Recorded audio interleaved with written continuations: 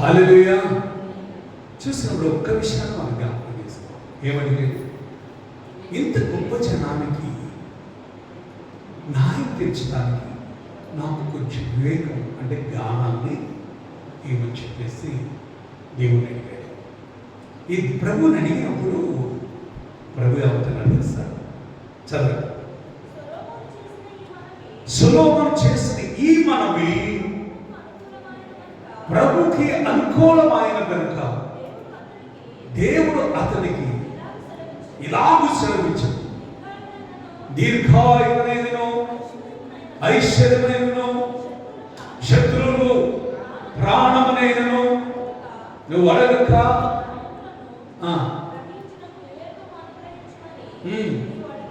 నువ్వు అడిగితివి. ఇలాగూ అడిగినందున నీ మనవి ఆలకించుచున్నాను. చూడండి ఏమిస్తున్నట్టున్నాడు? బుద్ధి వివేకము గల హృదయమును నీకిస్తున్నాను. పూర్వీకుల్లో నీ వంటి వాడు ఎవడు లేడు. ఇక మీదట నీ వంటి వాడు ఒకడును ఉండడు. మరియు నువ్వు ఐశ్వర్యమును ఘనతను ఇవ్వని అడగలేదు, కానీ నేను వాటిని కూడా మీకు ఇస్తున్నాను. అందువల్ల రాజులో నీ వంటి వాడు ఒక్కడైనను ఉండడు. గట్టికి సపడకూడదు.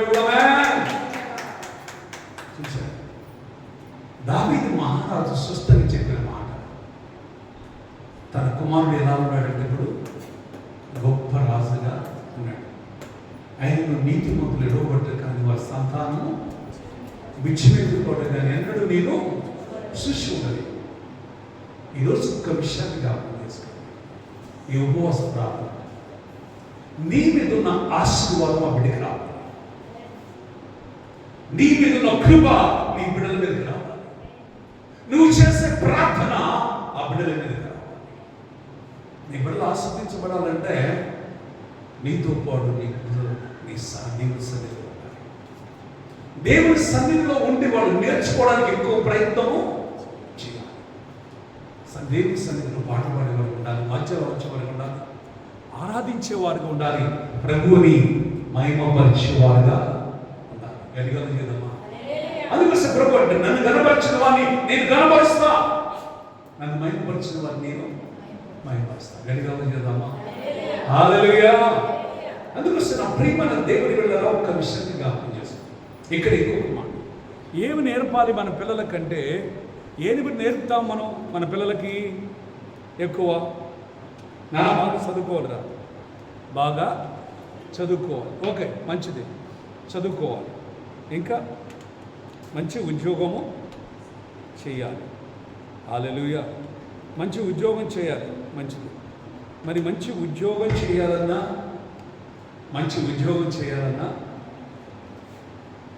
మంచి గొప్పవాడు అవ్వాలన్నా ఎవరి కృప కావాలి? దేవుని కృప కావాలి.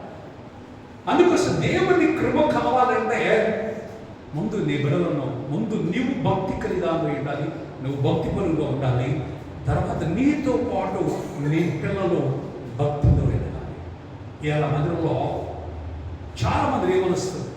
గంజాయికి అలవాటు పడ్డవారు, మత్తు పదార్థాలకు అలవాటు పడ్డారు ఉన్నారు.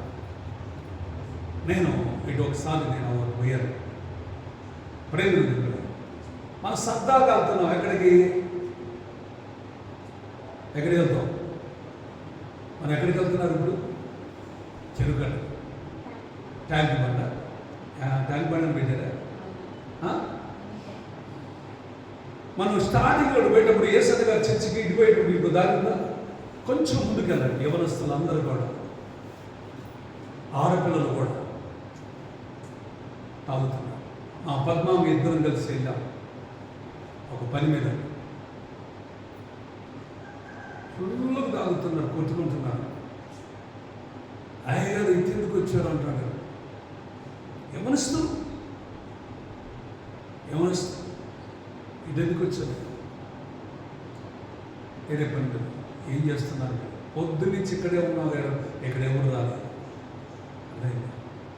అంటే యవనస్తులు అందరూ ఏమైపోతున్నారంటే తాగుడికి బానిసైపోతున్నారు.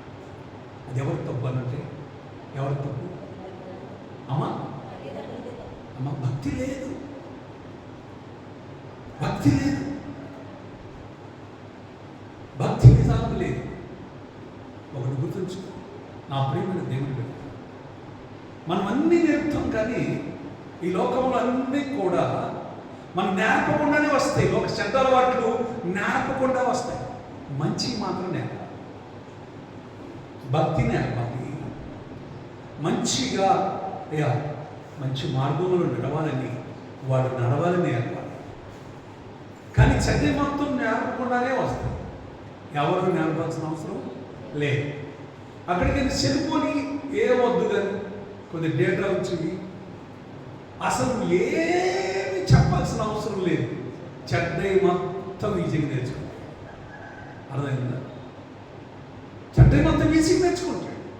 మనం ఏమనుకుంటామంటే మన పిల్లవాడికి ఏంటండి చూస్తున్నాడు కదా అనుకుంటాం.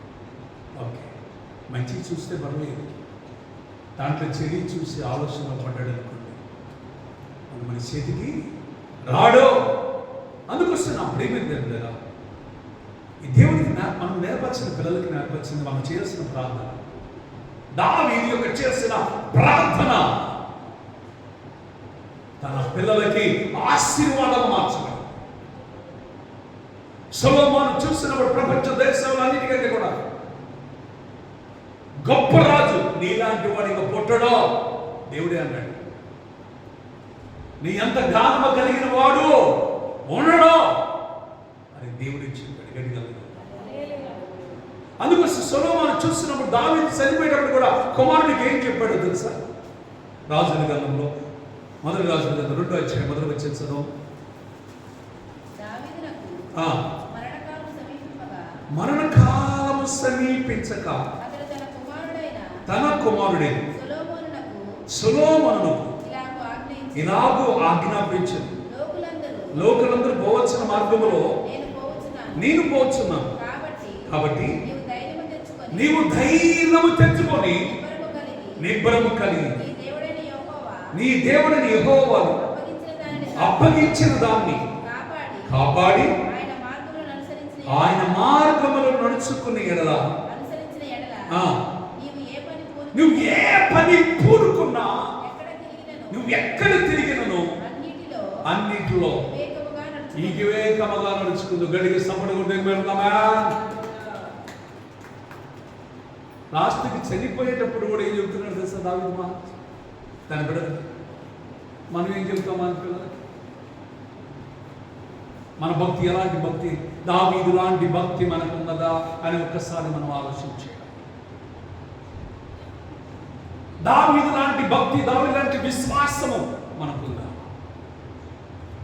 ఒరే చనిపోతున్నాడు, జాగ్రత్త మీనా, జాగ్రత్త మేము చెబుతాను. కొంతమంది అదే చెబుతుంటారు, నేను పోతున్నా.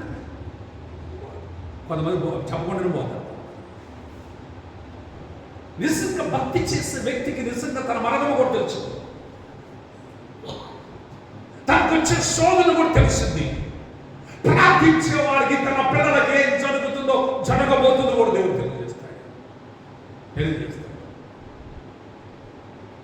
ఒకటే గుర్తు, నువ్వు ప్రార్థన చేస్తున్నావు అంటే ముందు బైబిల్ ఒక మాట అంటాడు. స్త్రీలు ఎక్కువ ఉన్నారు కాబట్టి బైబిల్ చెప్పే మాట, దేవుడి దగ్గర స్త్రీ నేర్చుకోవాల్సింది ఏంటంటే జ్ఞానాన్ని అడగాలి ఎక్కువ. సామెతల గ్రంథంలో అంటాడు ఇక్కడ 14 వచ్చే మొదటి నుంచి అంటాడు కదా, జ్ఞానవంతురాలు తన ఇల్లు కట్టుకుంటుంది, గోడురాలు తన ఇల్లు తన చేతులతో ప్రభు నాకు జ్ఞానం కావాలి. ఏం కావాలి? జ్ఞానం కావాలి, జ్ఞానం కావాలి. అందుకోసం అక్కడ అంటాడు 26వ వచనం 31, 26వ వచనం అంటాడు, జ్ఞానము కలిగి తన నోరు తెలుసును, కృపగల ఉపదేశము తన బోధించును, తన ఇంటి వారి నడతలను బహుగా కనిపెట్టును, తన పని చేయకుండా తన భోజనము చేయదు, తన కుమారులు లేసి ఆమెను ధన్యురాలు. ఎవరు భక్తిది? ఎవరు ధన్యురాలు చెప్పారు? నువ్వు ఎందుకు పదాపడవు? నువ్వు ఎందుకు నన్ను అడుగుతావు? నీ బుట్ట కూడా పోగింది నిన్నదా? పిల్లలు ఒకటే గుర్తుంచుకో, ఎవరిని బట్టి తెలుసా? నిన్ను బట్టి, నీ భక్తిని బట్టి. నీ భక్తి ఉంది, మన భక్తి బాగానే ఉంటుంది. క్రమంగా మనం చర్చకి వెళ్తున్నాం, పాటలు పాడుతున్నాం, వాక్యం చదువుతున్నాం, ప్రార్థిస్తున్నాం, వాక్యాన్ని వింటున్నాం. కానీ ఎక్కువ ఎవరి వైపు చూస్తారు చెప్పండి? ఎక్కువ తల్లిదండ్రులు భక్తి చూస్తారా, పిల్లలు చెడిపోయింది చూస్తారు ఎక్కువ జనం. ఇప్పుడు నేనే భాస్తున్నా చదువుతూ, నా వైపు చూసే తక్కువ కొడతారు, ఎక్కువ ఎవరు చూస్తారు? మా పిల్లలు చూస్తారు. అలా ఎక్కువ ఎవరు చూస్తారు? ఇప్పుడు నా పిల్లలనే చూస్తారు. నిన్ను కూడా అంతే. పక్కన అమ్మా నువ్వు బాగానే ఉన్నావు, నువ్వు భక్తి బాగానే ఉంది, నీ పిల్లలు చూస్తే మన భక్తి మనం ఎదగాలి, మన పిల్లలు కూడా భక్తిలో ఎదగాలి. దేవుని చిత్తానుసారంగా నువ్వు నడుచుకుంటే నీ జీవితంలో నువ్వు ఒక ఉన్నత స్థితిలో ఉంటావు. నీ తల్లిదండ్రులకి నువ్వు ఘనపరిచే బిడ్డగా ఉంటావు. తల్లిదండ్రుల ఆశ ఏంటో తెలుసు అసలు? ఏమా ఇక్కడ తల్లిదండ్రులు అందరూ ఉన్నారా? లేదా? తల్లిదండ్రులు ఏం ఆశ ఉంది చెప్పు అమ్మా, చెప్పురా. చెప్పు, ఏముంటుంది ఆశ? ఏముంటుంది? మేమకి ఏం ఆశ ఉంది చెప్పు? మీ ఇద్దరు ఇంకా మంచి చదువుకోవాలా, మంచి ఉద్యోగం చేయాలి, మంచి గొప్పవారుగా ఉండాలి. ఓకే, అవును. నా బిడ్డలు ఇంకా భక్తిగా ఉండాలి, మంచి నీతి కలిగి ఉండాలి. దేవుని దృష్టికి ఎలా ఉండాలి అంటే పిల్లలు చూడండి, సామెతలు కదా 3వ అధ్యాయం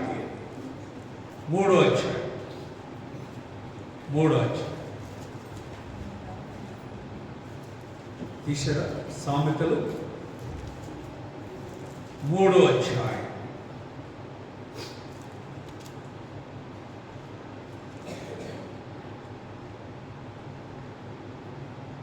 4వ వచనం. అప్పుడు దేవుని దృష్టి యందును మానవుని దృష్టి యందును నీకు ధైర్యం ఉంది, మంచివాడవని అనిపించుకుందువు గాక. గడిగలలేదమ్మా? ఏముండాలి ఇప్పుడు? అర్థమైంది? దేవుని దృష్టి యందును మానవుని దృష్టి యందును ధైర్యం ఉంది, నువ్వు మంచివాడు. మంచి పేరు తెచ్చుకోవడానికి మన జీవితం అర్థం పట్టింది. మంచి భార్యగా ఉండాలంటే నీ జీవితం అంతం పట్టింది. మంచి భర్తగా ఉండాలంటే నీ జీవితం అంతం. నీ పిల్లలు పెంచాలంటే, మంచి మార్గంలో పెంచాలంటే నీ జీవితం అంతా కరిగిపోవాలి. కొవ్వొత్తిలాగా ఏమవ్వాలా? ప్రార్థించేయాలి, కరిగిపోవాలి. ఎప్పుడు దుష్టుడు నీ పిల్లల మీద ప్రయత్నం చేస్తూనే ఉంటాడు, ఏదో ఒక రీతిగా కొమ్మగొట్టాలని ప్రయత్నం చేస్తుంటాడు. ఏదో ఒక రీతిగా నీ పిల్లలని పాపంలో పడేయాలని ఒక ప్రయత్నము చేస్తూ ఉంటాడు. కానీ ఒకటి, ప్రార్థించు, ప్రార్థనలో నిర్మించు. ఓపిక ఎక్కువ ఉండాలి. పిల్లల నమ్మలకి ఏముండాలంట? ఓపిక ఎక్కువ ఉండాలి. హల్లెలూయా. ఓపిక ఎక్కువ ఉండాలి. ఇప్పుడు నాన్నగారి కంటే 75 సంవత్సరాలు వచ్చినాయి. ఆయన ఓపిక కూర్చున్నా కూడా ఆయన గొప్ప సేవకుడు. కూర్చున్నా కూడా తన శరీరం ఏమైంది? బలహీనమైంది. కూర్చుంటే ఏమొస్తుంది? ఇప్పుడు మత్తుగా ఉన్నది, నిద్ర వస్తుంది. అర్థమైంది? కానీ ఆయన ఆశ ఉంటుంది. ఆయన ఆశ, నా పిల్లలు నాకంటే గొప్పవారుగా ఉండాలి, నా సంఘం గొప్పగా ఉండాలి. అడిగాలి కదా? ఉందా? నల్ల లేదా? ఇప్పుడు కూడా ఉందా? లేదు, ఉంటుంది. నా పిల్లలు ఒకటేంటంటే, పేరు నిలబట్టేది ఎవరు? పేరు నిలబెట్టేది ఎవరు ఎక్కువ? మీ ఇంటి పేరు నిలబెట్టేది ఎవరు?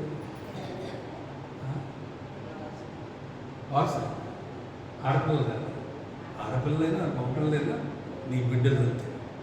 నీ పేరు నిలబెట్టాలి అంటే వారు కూడా నువ్వు నడిచిన మార్గంలో, యేసుక్రీస్తు మార్గంలో నువ్వు నడుస్తున్నావు కనుక, ఆయన భక్తిలో ఉంటున్నావు కనుక, నీ పిల్లలు కూడా ఆయన భక్తిలో నడుస్తున్నప్పుడు నీ పేరు నిలబెట్టేవారు ఉందరు కాక అడిగలిగాను.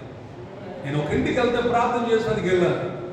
వాళ్ళ మనవడు వచ్చాడు, 8 సంవత్సరాల బాబు వచ్చాడు. వాళ్ళ మనవడు వచ్చి ప్రైజ్ లార్డ్ అయ్యారు అన్నాడు. ప్రైజ్ లార్డ్ అయ్యారు. ఉన్నారా అమ్మమ్మోడు తాతయ్య ఉన్నారు? ఉన్నారు అయ్యారు. ఉన్నారు బాగానే కుర్చీ అంటున్నాడు. అంటే లోపల ఉంది, వంటగదిలో ఉంది వాళ్ళ అమ్మమ్మ గారు. ఈ పిల్లగాడు చూస్తున్నప్పుడు నాకు కుర్చీ అంటున్నాడు. ఎక్కడి నుంచి కుర్చీ నేను వేసుకుంటలేదు. లేదు ఇక నేనే వేస్తాను. అలా తర్వాత చూస్తున్నప్పుడు నేను వాళ్ళ అమ్మమ్మని అడిగాను, అమ్మమ్మ కుర్చీ బలి చేస్తున్నాడు నీ మనవడన్నా. నేను వేస్తాను చూస్తున్నాడు కదా. ఇప్పుడు ఎవరిని చూశాడు? ఇప్పుడు వాళ్ళ అమ్మమ్మ చేస్తుంది చూశాడు. ఇప్పుడు పాస్టర్ గారే నాకు అర్థమైపోయింది. రాగానే నాకేం వేస్తున్నాడు? కుర్చీ వేస్తున్నాడు. అదైతే మనము చూసి నేర్చుకుంటారు ఎక్కువ. చాలా ఇప్పుడు మన ప్రార్థన, మన తల్లిదండ్రులు చేస్తున్న ప్రార్థన, మనం చేసే విధానము, మనం నడిచే నడక, మన పడక, మన తలంపులు అన్ని పిల్లలు చూస్తారు. పిల్లలు చూస్తారు, చూసి ఎదుగుతూ ఉంటారు. గడిగా సమయము 2 విషయాలు జ్ఞాపకం చేసుకోండి. 2 విషయాలు. దేవుని విషయంలో నిన్ను నన్ను సజీవులుగా ఉంచినందుకు సమయాన్ని ఎక్కువ దేవుల్లో గడపాలి. సమయాన్ని దేవుడు ఎక్కువ గడపాలి.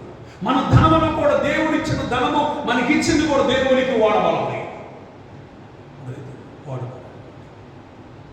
వాడబడాలి. ఒక్కసారి వాడబడాలి. అప్పుడు దేవుడిని చూసినప్పుడు నిన్ను ఎక్కలేనంత ఎత్తైన ఎత్తుకుని నిక్కిస్తాడు. గడిగలేదు. కొంతమంది సమయాన్ని ఎక్కువ ఇవ్వట్లేదు. రోజు ఉంటుంది పని పని పని పని పని రోజు ఉంటుంది. పని రోజు ఉంటుంది. అదేనా? హాస్టల్లో ఎన్నింటికి లేపుతారమ్మా నేను? 5ంటికి. ఈరోజు పొద్దున 5ంటికి లేసావా? ఇక్కడికి వచ్చావు. కారణం ఏంటి? కారణం ఏంటి?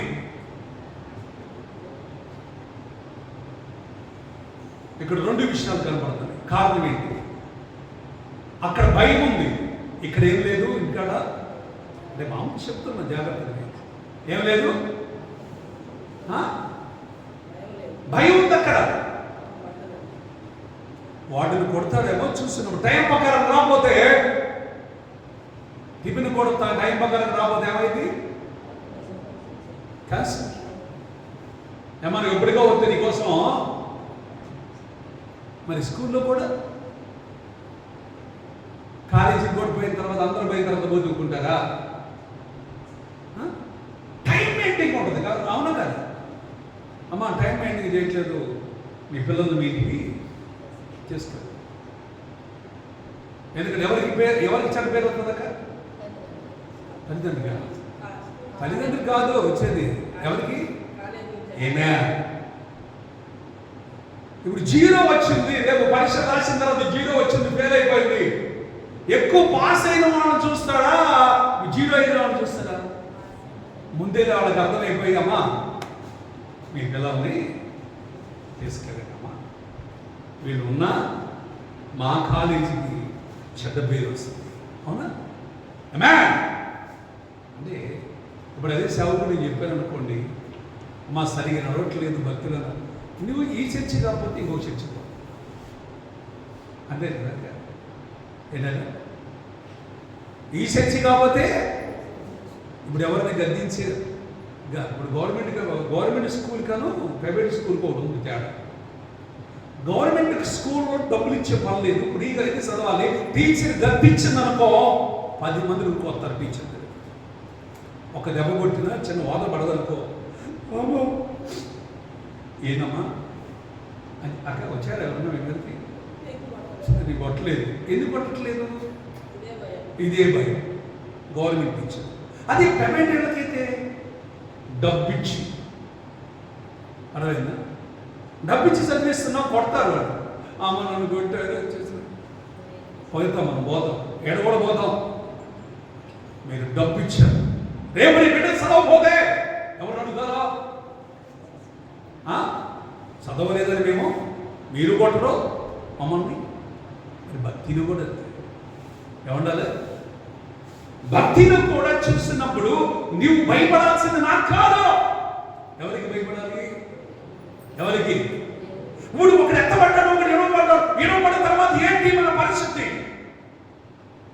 ఎడవబడ్డ తర్వాత పరిస్థితి దేవుడు రాకడ వస్తుందని, దేవుడు రాకడ సమీపించి ఉన్నదని మనకన్ని ప్రవచనాలు అన్నీ కూడా చూస్తున్నాం మనం. అవునా కాదు? అన్ని చూస్తూనే ఉన్నాం. చూస్తున్న మనం ఏం కావాలి? ఇప్పుడు సిద్ధపాటు కలిగి ఉండాలి. ఎప్పుడు మనం సిద్ధపాటు కలిగి ఉండాలి అంటే ఎక్కువ సమయాన్ని దేవునితో గడపాలి. నా ప్రేమ ఒక్క విషయాన్ని నువ్వు చేసే భక్తి, నువ్వు చేసే ప్రార్థన, నీ మీద అభిషేకం నీ బిడ్డల మీదకి వచ్చునుగాక. నీలో అమృతమైన మాటలు వచ్చినా నువ్వు సత్య బాగుంటారు. అదేంటి? నువ్వు నాశనం అయిపోతే బాగుంటారు పిల్లలు. ప్రార్థన చేసే తల్లిదండ్రులు ఎప్పటికైనా సరే ఎవరొస్తున్న కానీ పిల్లలను కానీ ఎవరిని కూడా నాశనం అయిపోవాలని మాట కూడా రాకూడదు. దీవించు, వాక్యానుసారంగా వారికి బోధించు, వారికి మంచి మార్గంలో నడిపించడానికి ప్రయత్నము చేయి, నడిపించడానికి ప్రయత్నించు. అంతేకాని వాళ్ళకి నేర్పించు. ఇక్కడ అంటున్నాడు కదా, దేవుని దృష్టి యందును మానవుల దృష్టి యందును దయ నుండి మంచివాడనిపించుకోవాలని బిడ్డ. బైబిల్ గ్రంథములు అక్కడే రాయబడి 2వ వచనంలో 3వ వచనం చూడు. దయను సత్యమును ఎన్నడను నేను విడిచిపోని, వాటి కంఠభూషణముగా ధరించుకొను, నీ హృదయం అనే పలక మీద వాటిని రాసుకొనము. దేవుని వాక్యము మంచి ఎక్కడ రాసుకోవాలా? నీ హృదయం అనే పలక మీద వాటిని రాసుకుందువుగాక. అందుకోసం 3వ అధ్యాయం 10వ వచనం ఒకసారి, 12వ వచనం చదువు. 3:10 చూడండి. ఎవరంట? తండ్రి తనకి ఇష్టమైన కుమారుని గద్దించు రీతిగా తను ప్రేమించిన వారిని గద్దిస్తుంటాడు. ఏం సంపాదించాలి? లోకంలో డబ్బు కాదు సంపాదించాల్సిన, ధనం కాదు, సంపాదించిన కాదు. ఏం జ్ఞానం కావాలండి? లోక జ్ఞానమా, దేవుని జ్ఞానమా? ఆమేన్. దేవుని జ్ఞానము సంపాదించు. వడగాల్సింది ఏమడిగాడు సొలొమోను? అడిగలదు. దాంతో కూడా ఐశ్వర్యం ఇచ్చాడు, దీర్ఘాయువు ఇచ్చాడు. ప్రపంచ దేశంలో ఉన్న రాజులందరికంటే నిన్ను నీలాంటి వాడికి వండడం పుట్టబోడు. గడిగలదు. అలా నీ పిల్లలను చేయనుగా. గడిగలగేదమా? గడిగలగేదమా? చూడండి, మన ప్రార్థనలో ఉంటాం, మన పిల్లలు శుభ్రంగా టీవీ అని చూస్తారు, లేకపోతే షిల్పులను చూస్తారు, లేకపోతే బజార్లో ఉంటున్నా సరదాగా తిరుగుతూ ఉంటున్నారు. జాగ్రత్త. మనం చేసిన భక్తంతో కూడా ఎక్కడ పోతుందంటే ఇక్కడ జీరో అయిపోతుంది. ఎక్కడ జీరో అవుతుంది? నేను ఇందాకే చెప్పాను, ఎవరు చూస్తారు ఎక్కువ? నీ భక్తిని చూడరు, నీ పిల్లలు చూస్తారు. ఎక్కువ చూసేది నీ పక్కింటి వాళ్ళని ఎవరిని చూస్తున్నా అర్థమవుతుందా? నీ పిల్లలు చూస్తారు. కొట్టొద్దు, అయినా కొట్టొద్దు. ప్రేమపూర్వకంగా మంచిగా వాళ్ళని నువ్వు మంచిగా చెప్పు. కొంతమంది చాక్లెట్ ఎత్తారంటే 10 మంది వస్తారు. అరే ఉట్టి కూర్చుంటారంటే కూర్చో. నీ కేక్ కూర్చుంటే కేక్ కట్ చేసేంత వరకు పిల్లలు బాగుంటారు. పుట్టినరోజు ఎప్పుడు చూశారు కదా?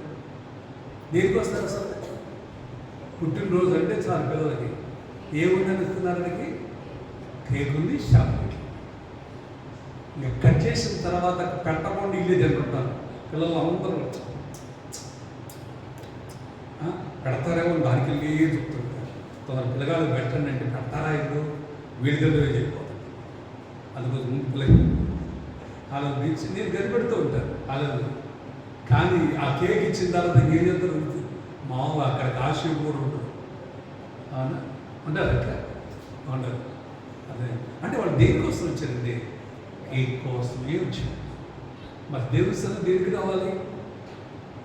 దేవుని ఆశీర్వాదం కోసం, దేవుని జ్ఞానం పొందడానికి రావాలి. హల్లెలూయా. అందుకోసం అక్కడ అదే అంటాడు, తండ్రి తనకిష్టమైన చూడండి కుమారుని గద్దించు రీతిగా యెహోవా తన ప్రేమించు వారిని గద్దించును, జ్ఞానం సంపాదించుటకు ధన్యుడు. వివేచన కలిగిన నరుడు ఇంకా ధన్యుడు. గడికి సమడు తెలియదు. నీ పిల్లలు నీ కుటుంబం అలా ఎదుగునుగాక, ఎదుగునుగాక. ఈ ఉపవాస ప్రార్థనలలో నీ బిడ్డలు గొప్పవారు అవుదురుగాక, అవుదురుగాక. ఆమేన్ అండి. ఆమేన్, ఆమేన్, ఆమేన్. చూడండి మొదటి సామ్యుయేలు 2వ అధ్యాయం 26 వచ్చి అక్కడ సామ్యుయేలు కనబడుతుంటే బాలుడైన సామ్యుయేలు దేవుని సన్నిధిలో ఉన్న ఆ వ్యక్తి బాలుడైన సామ్యుయేలు ఇంకనూ ఎదుగుచు యెహోవా దయందును మనుషులు దయందును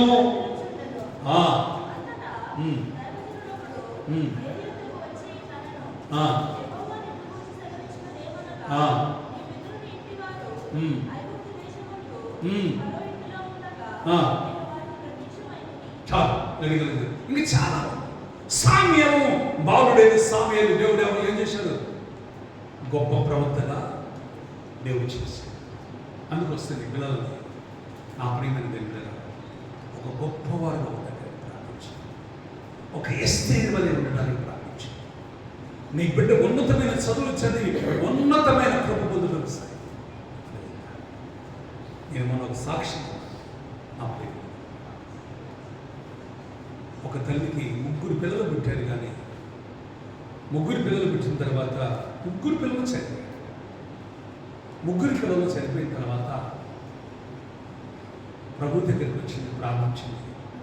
ఏ ఒక్క బిడ్డనిస్తే చాలు, ఆడబిడ్డనిచ్చినా, నాకు ఆడబిడ్డనిచ్చినా ఆరోగ్యం కలిగిన బిడ్డని, ఆయుష్ ఉన్న బిడ్డని, దాని జీవితం అంతా నీ సన్నిధిలోని ఆ బిడ్డకి నీ పేరు పెట్టుకుంటానని ప్రార్థన చేశాను. నేను జాగ్రత్త పేరు పెట్టుకున్నాను. దేవుడు కనుగరించాడు. అక్కడికి డాక్టర్లు అంటున్నాడు, అమ్మా ఇప్పటికే 3 కాన్పులు, ఇప్పటికే నీకు 2 ఆపరేషన్లు అయినాయి. ఈ తాప మళ్ళీ గర్భవతి అయితే ఎందుకంటే పిల్లలు పుట్టకుండా చేసేస్తాం అంటే, లేదండి నాకు ఇంకొక బిడ్డ కావాలి. ఎవరిచ్చినా వాళ్ళు, కానీ నేను ఒక ఆయన నమ్ముకున్నాను, ఒక దేవునికి మొక్కుబడి చేసుకున్నాను, ఖచ్చితంగా ఈ తాప నాకు శ్రేష్టమైన బిడ్డలు వేస్తాడు. చాలా బలిగిన వాళ్ళు ఉన్నామా, నీకు మందులు పనిచేయవు, ఏం పనిచేయవు. మళ్ళీ ఏదైనా వస్తే ఆ బిడ్డకి నీకు నష్టం జరిగింది, లేకపోతే ఇంట్లో ఒక్కళ్ళే మిగులుతారంటే, లేదండి నాకు ఒక బిడ్డ కావాలి, నేను ఇష్టం అమ్మా అని చెప్పి నాకు గర్భవతి అయింది. నిండు నెలలు వచ్చింది. ఆ డాక్టర్ అందంట, నేనైతే చేయనమ్మా నీకు, ఎందుకంటే 2 సార్లు ఆపరేషన్ చేసింది కదా, 3వ చేయాలంటే నా వల్ల కాదమ్మా అని చెప్పింది. చెప్పిన తర్వాత అప్పుడేమి ఇంకొక హాస్పిటల్ పోయింది. అక్కడ ఆపరేషన్ అయిందంట. ఆపరేషన్ కనుక మంచి పండుగలాంటి పాప ఇచ్చారు. ఆ పాపని ఆ బిడ్డ పేరు యేసుమణి అని పెట్టిందంట తెలుస్తారు. ఏం పేరు? యేసుమణి. అంటే దేవుడు ఇచ్చిన బిడ్డ, ఆయన పేరే పెట్టుకుంది యేసుమణి. పెట్టుకున్న తర్వాత అందరూ అన్నారు, దూరాలు అయితే ఎందుకైతే ఆ పేరు పెట్టుకున్న ఏసై పేరు పెట్టు, యేసుమణి అంటే ఏసై కదా, లేదయ్యా ఆయన ఇచ్చిన గొప్ప. ఆమెకు తెలుసు, ఆయనకి తెలుసు. ఎవరికి? పక్కన ఉన్న వాళ్ళకి తెలుసు, ఎవరికి తెలుసు? దేవుని సన్నిధిలో పెంచడం మొదలుపెట్టింది, దేవుని మార్గంలో పెంచడం మొదలుపెట్టింది. నా ప్రియమైన తెలియదు ఆమె ఇప్పటికీ ఇచ్చేవాళ్ళ వాళ్ళ కూతురు ఉంది. ఇప్పుడు ఆమె ఒక ఉన్నత స్థితిలో ఉంది. అంటే ఆమె చదువుతూ ఉన్నప్పుడే ఆ వివాహ విషయంలో ప్రార్థన చేస్తున్నప్పుడు వివాహంలో ప్రార్థన చేస్తాను.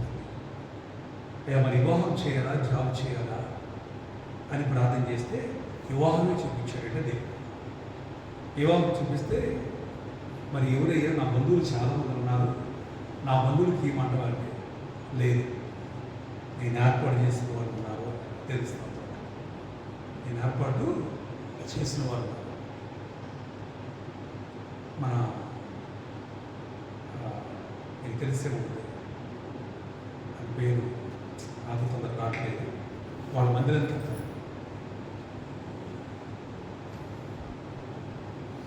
మరణాత వాళ్ళది, మరణాత వాళ్ళ మందిరం ఆ భాష దగ్గర విజయవాడ, హైదరాబాద్లో కూడా ఉంది. వాళ్ళు చర్చి వెళ్తారు. ఆ సిస్టమ్ చూసినప్పుడు మందిరానికి వెళ్ళిందంట. హైదరాబాద్ నుంచి ఒకటి వచ్చారంట ప్రార్థన చేయించుకోవాలి అయ్యగారి. ఈ పాపను చూశారంట. అయ్యగారు ఎవరి పాప అంటే మా విశ్వాసి అంటే, మా కొడుకు ఇస్తారేమో అడగండి అయ్యా. అమ్మ వాళ్ళు ఏం కట్నీ లేవరు, మీరు చాలా ధనవంతులు కదా, మీరు ఏమి కట్నీ వాళ్ళు ఏమి వేయలేదంటే నేనే కావాలంటే ఒక 20 లక్షలు నేనే ఎత్తున్నాను. ఎవరికి? పెళ్లి ఖర్చులకి. వాళ్ళకి హైదరాబాద్లో బ్యాటరీలు ఉన్నాయంట. వాళ్ళ మంచి బిజినెస్ చూసినప్పుడు ఆ అమ్మాయిని వాళ్ళు వచ్చి చేసుకున్న తర్వాత వేసి మనీ ఎట్టుంది, మనీ ఎలా ఉందంటే స్థిరమని ఆశ్రయించింది. అలాగే ఈరోజు వాళ్ళకి ముగ్గురు పిల్లలు. వాళ్ళ అమ్మ సాక్ష్యం చెప్తుంటే నేను ఆశ్చర్యపోయాను. దేవుడు చేస్తాడంతే. నువ్వు ఇచ్చిన బహుమానాన్ని దేవుడి సన్నిధిలో పెంచు. వాడు పెద్దవాళ్ళైన తర్వాత దేవుడు వదిలిపెడతాడు కదా, వీళ్ళు వదిలిపెట్టరు. అందుకోసం ఒక మాట సామెతల గ్రంథంలో చూడండి, సామెతల గ్రంథం 22 వచ్చిన చూడండి. ఇక్కడ మనకు ఒక మాట ఏమంటుందంటే, బాలును నడవలసిన తోవలు వారికి నేర్పు అంటాడు, పెద్దవాడైన తర్వాత దాని నుండి తొలగిపోడు అంటాడు. అవునా? ఇక్కడ 22:6 వచ్చింది ఉంది. ఒక్క నిమిషం. బాలు నడవలసిన తోవలు వారికి నేర్పు అంటాడు. భక్తిని నేర్పు. ఏం నేర్పాలండి?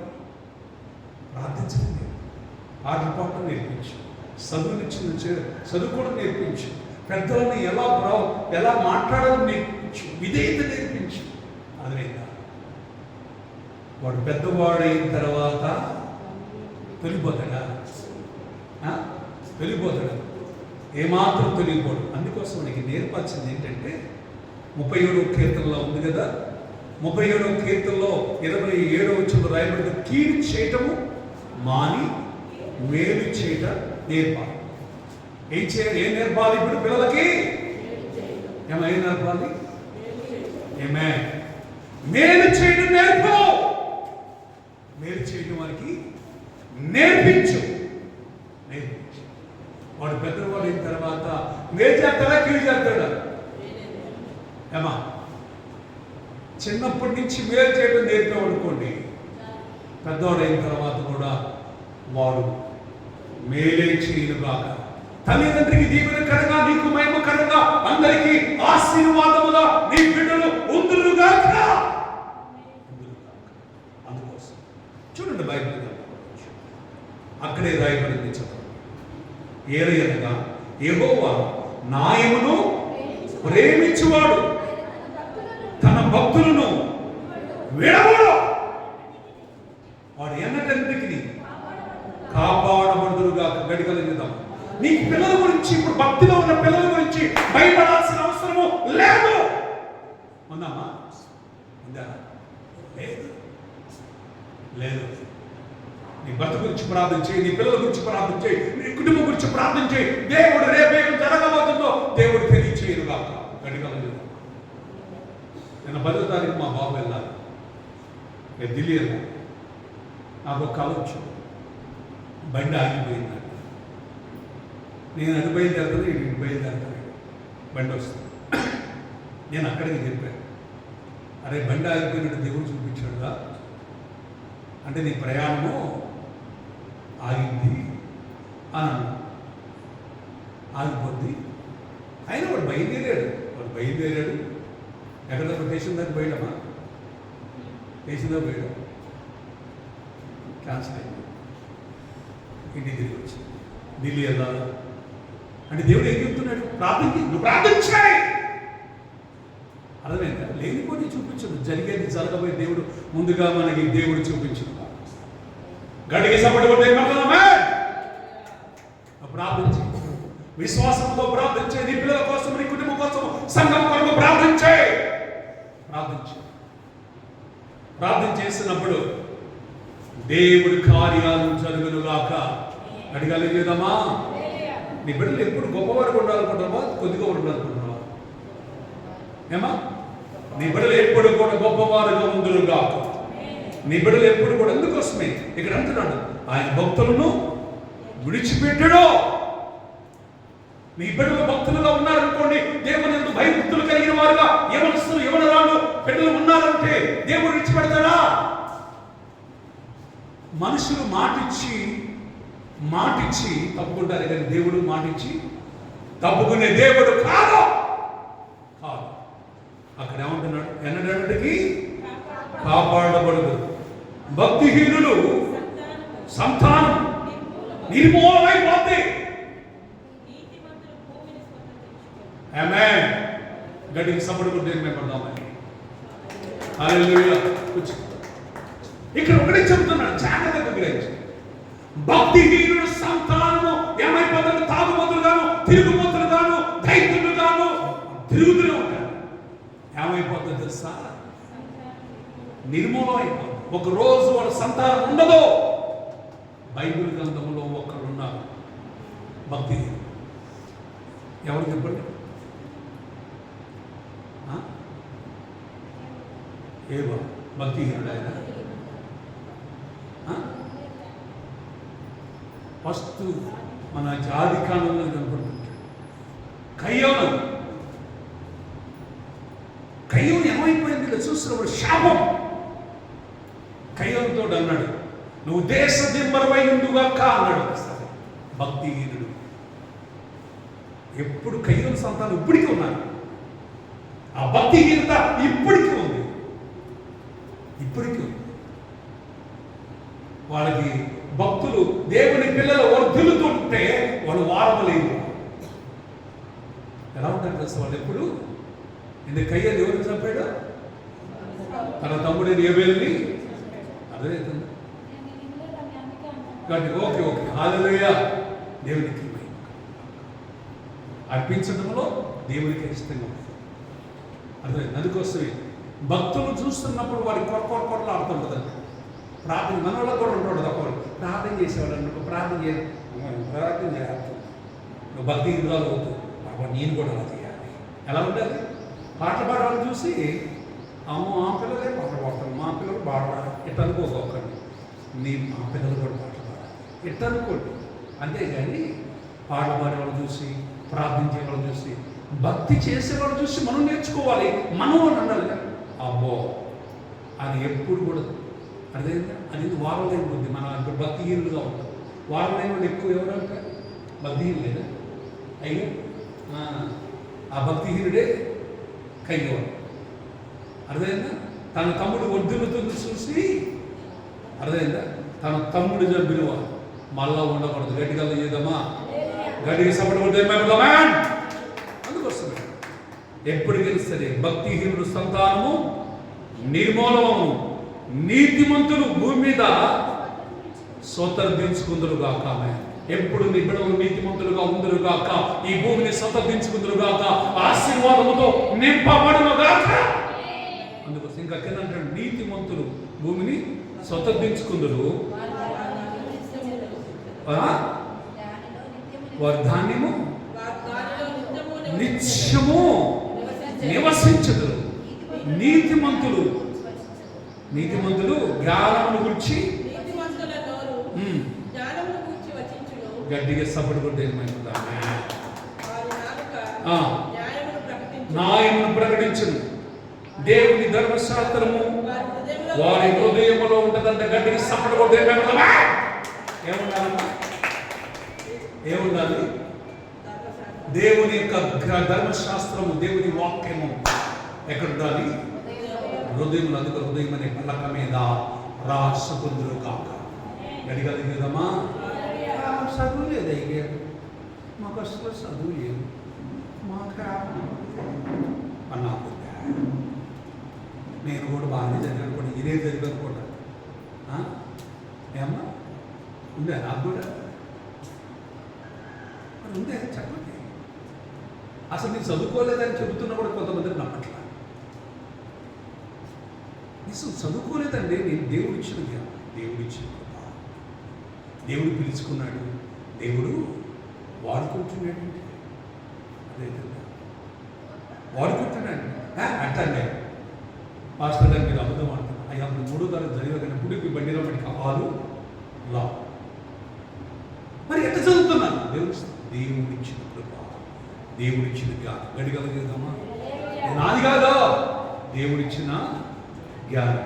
గడిగలగేదమ్మా? ప్రియమైన దేవుని అడుగు. యాకోబు రాసిన పత్రికలో అంటాడు, 1వ అధ్యాయం 5వ వచనంలో స్పష్టంగా అంటాడు, యవనస్తులారు జాగ్రత్తగా గ్రహించండి. యవనస్తులైన ఎవరైనా ఎవరైనా సరే, దేవుని పిల్లలు ఎవరైనా సరే దేవుణ్ణి అడుగు. మీలో ఎవరికైనా జ్ఞానము పొందుకోనే కదా దేవుణ్ణి అడగవలెను. ఆయన ఎవరిని ఖండించాలి. మనం ఏం చేస్తారు? 14 అడుగుతామా? ఇదేంటి మమ్మీ, ఇదేంటి మమ్మీ, ఇది చెప్పవాలి. 14 అడుగుతారు. అవునా కదా? టీచర్ కూడా కోపం అవుతుంది.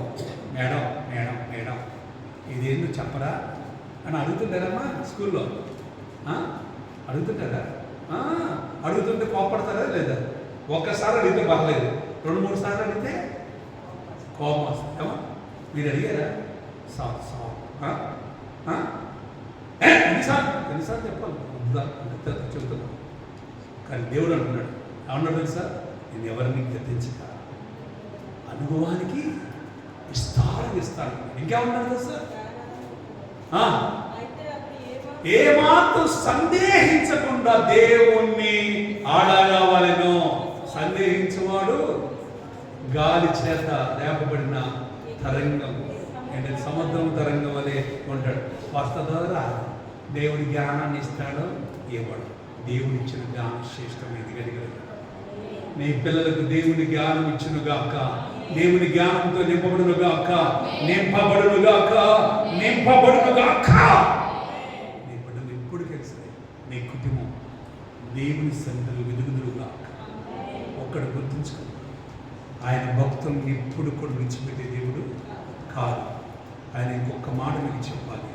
దావీదు మహారాజు అంటున్నాడు, 31వ కీర్తన 9వ 31-19 వచ్చిన అనుకుంటా.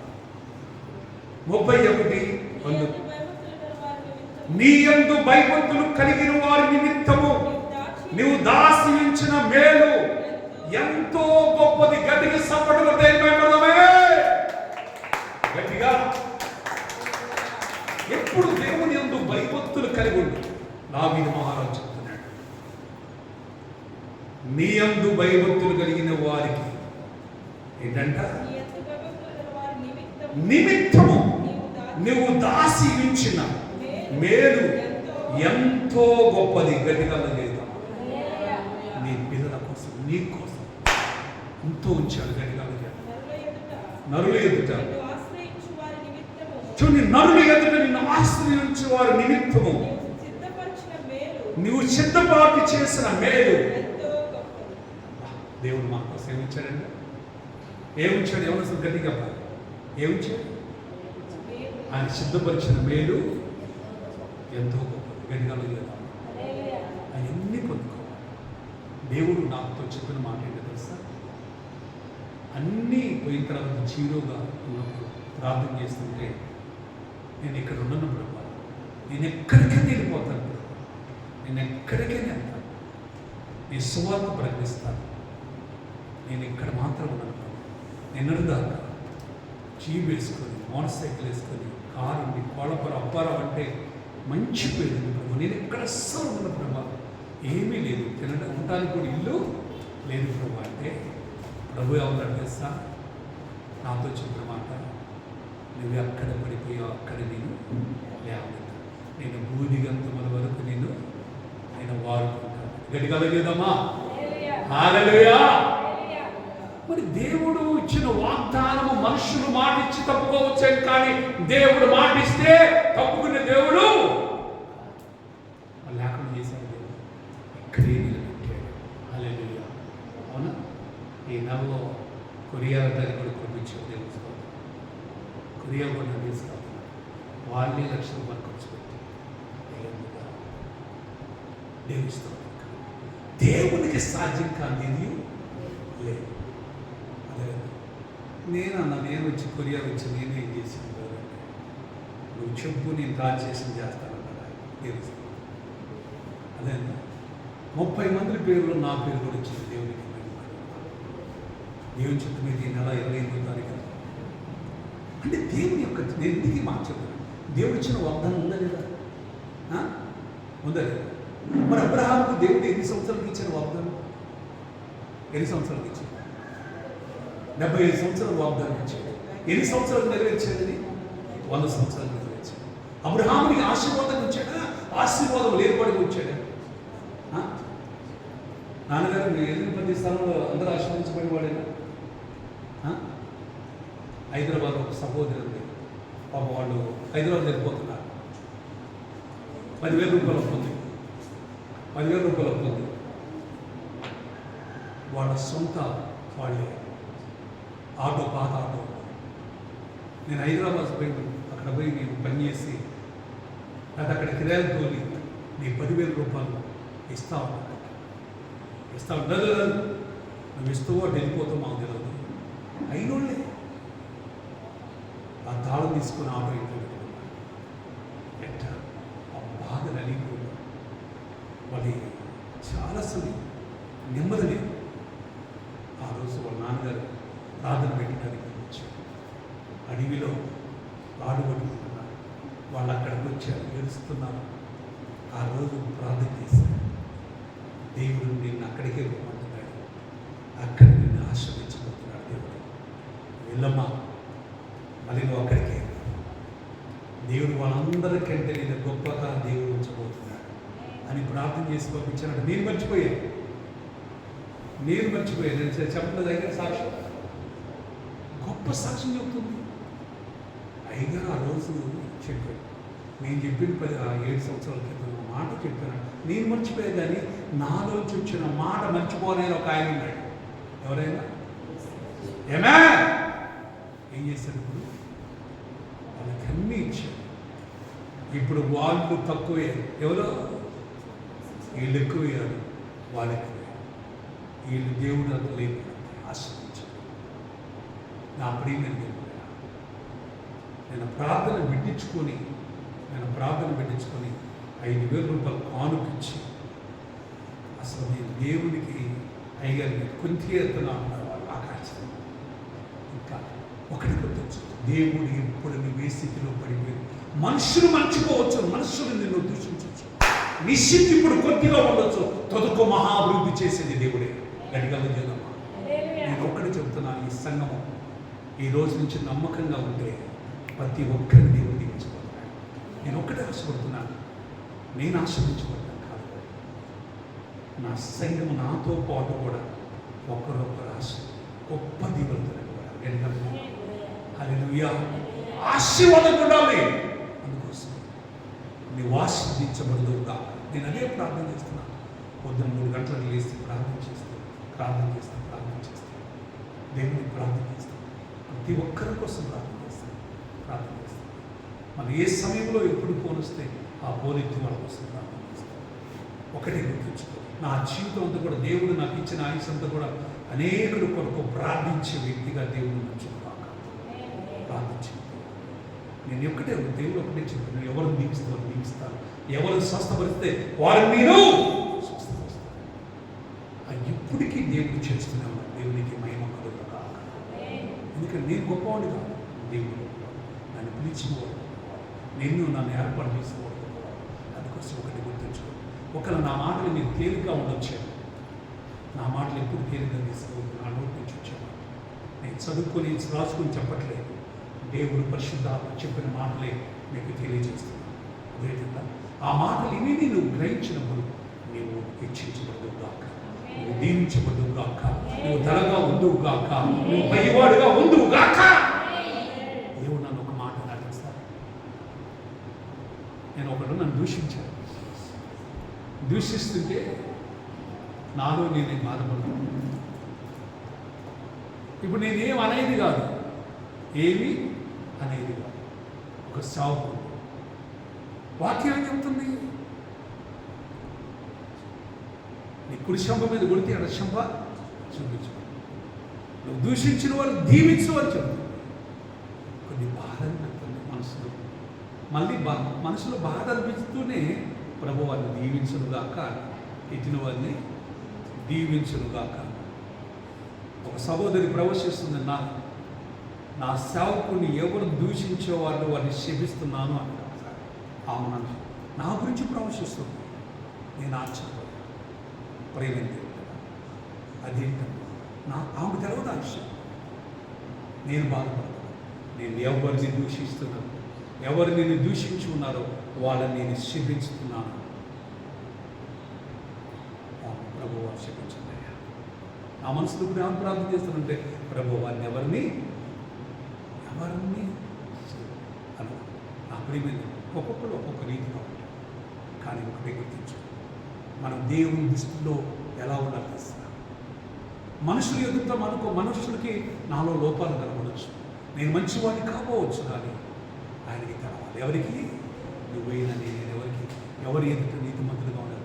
ఆయన ఎదుట మనం నీతిమంతులుగా ఉండాలంటే మనం ఏ పాపం లేని వారుగా దేవుని వాక్యానుసారంగా జీవించే వరకు ఎవరికి కీడు చేయకుండా మేల్చేయి. నువ్వు చేస్తూ నీ పిల్లలకు నేర్పు. నీ బిడ్డలు ఎలా ఉంటారు తెలుసా?